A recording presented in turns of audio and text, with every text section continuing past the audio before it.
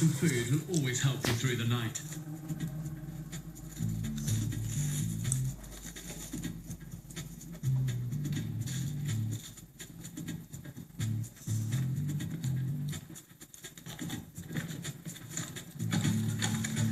One way of starting a fire, if you haven't got a fire steel or matches, is just to improvise a fire piston.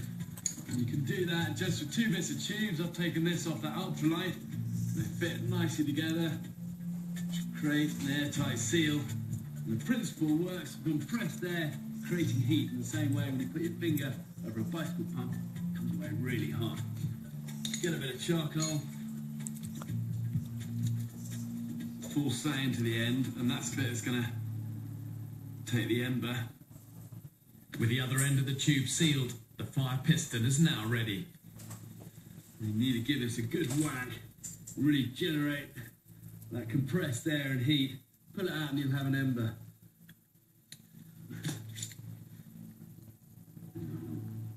Try that once more. Grab a bit of tinder. Give it a blow. You can see that glowing now. The fire piston technique was developed in the jungles of Southeast Asia, where they used pieces of bamboo or hollowed out bone. And gently try and nurture it into life.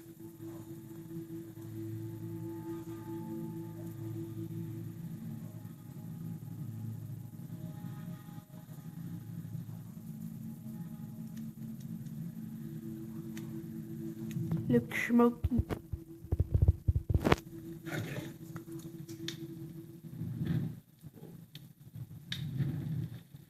Holy. Wow, once that goes, it goes. It's almost impossible not to smile That is big. when you get fire going like that. Especially as when you're getting higher, it's getting colder, and fire is really going to matter. That's such a good feeling.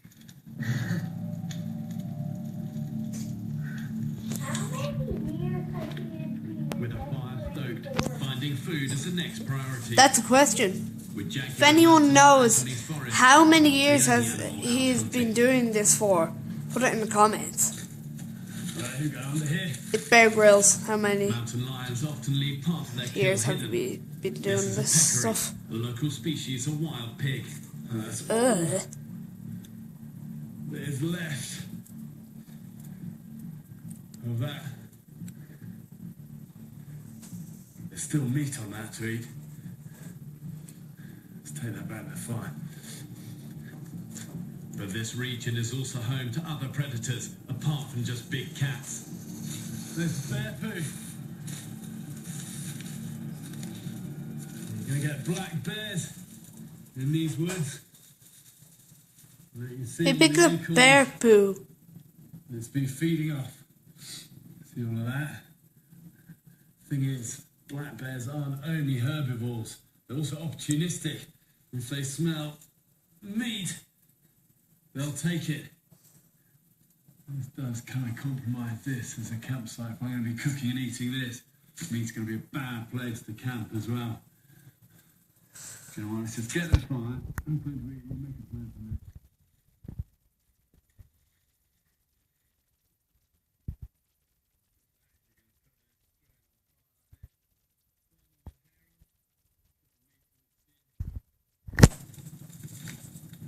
Yeah, there's a lot of meat on that still. That means at least I've got food this evening. Cooking this helps your body to digest and absorb its nutrients. It also provides warmth and raises morale. A bit charred on the outside, but on the inside, this is going to be nicely cooked.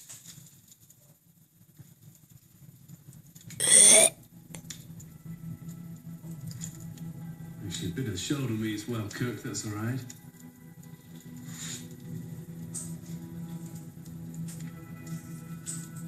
But it's warm and it's nutritious.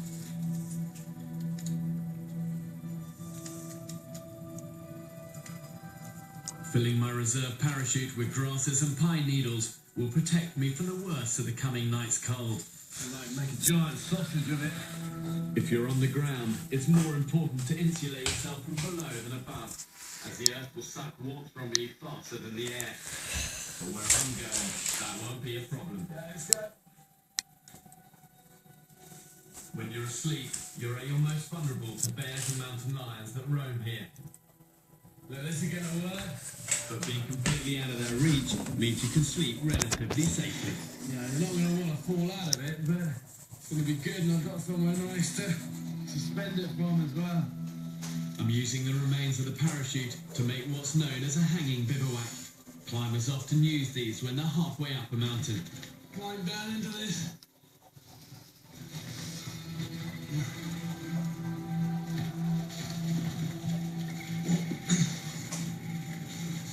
That's pretty unsafe. Okay. Well, snug. Oh, what a view. Look at that.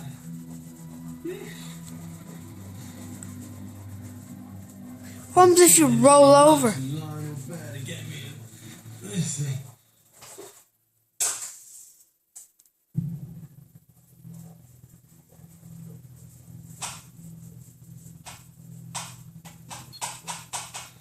It's funny if you forget for a second that you're 50 feet suspended. You see a rock face. My brother says at night he goes to a hotel. Hanging bivouac also can mess with your mind. About 5 minutes ago, I had some pebbles fall down, land on the top of it. I kept thinking, is that my anchor point's giving way? And the other things you think are things like, you know, are there any animals like mice or squirrel that can gnaw through these parachute cords that are holding me up? Or every time you roll around, is that going to braid them all? And then you kind of realise, look, you just got to kind of not worry about that and realise it's a mental game and that you need sleep and you've got to rest and just kind of put all that aside and try and sleep. And also remember, if you need a pee, you can't go wandering outside. You're in a little thing hanging up a very high rock face. Once you're over there, it's all fine. Okay, turn this off.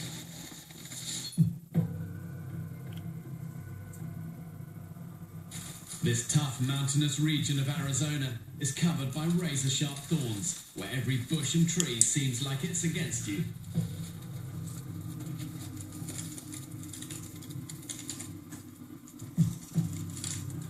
Very hard, bone-dry and spiky bits of branch that just nail you in the shins.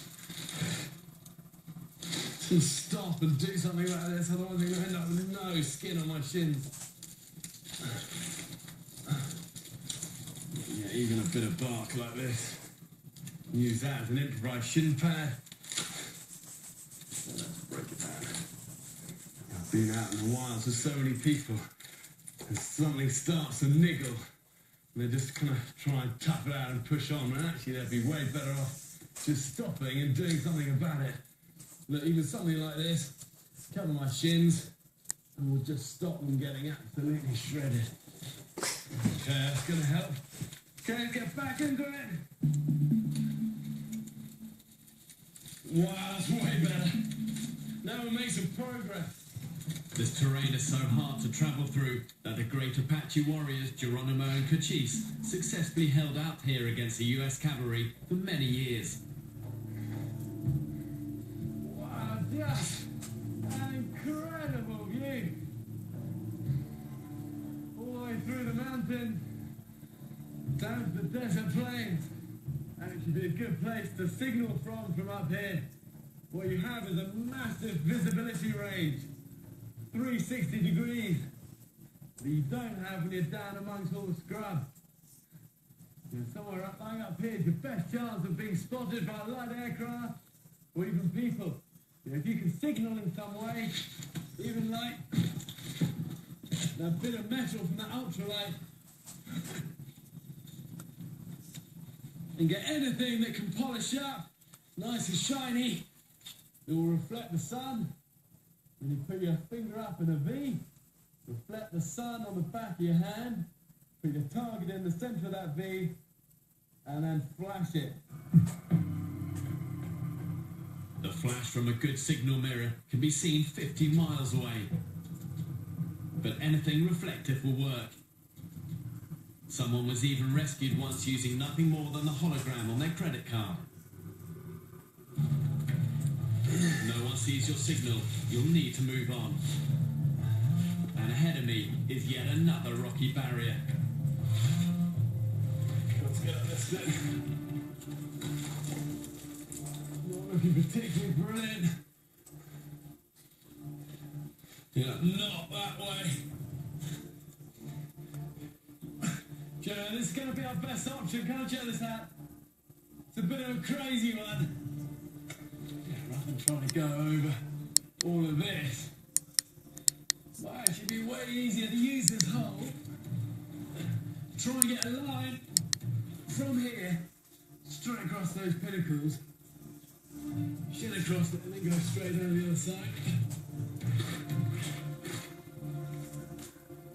Okay, just tie a load of strands of this parachute cord around a rock, and loads of strength in that, and I get this across. Now, easy to hold my weight, I just need it to lodge in a bit of a nook or cranny over there.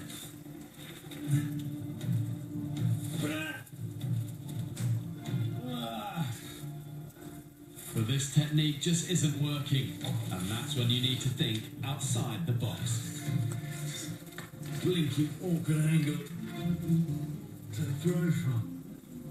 Can't get any swing to it. Just wondering whether maybe use some of that willow we passed. Make something just to shoot this across, actually. Might be easier. I'm gonna say it. An Apache style bow could be my solution. Okay, see if we can make this work now.